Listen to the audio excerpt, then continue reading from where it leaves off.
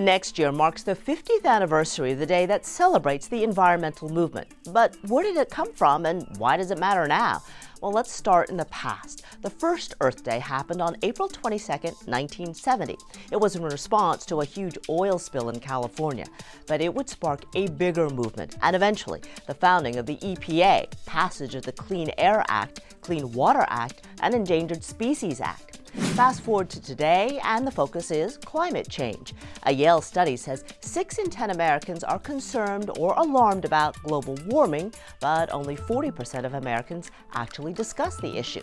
Environmental groups are shifting gears, and while they're still working on concrete efforts to protect our environment, like green energy initiatives, they're also getting political, encouraging Americans to vote for candidates with green credentials. With the Why, I'm Shern-min Chow for H-Town Rush.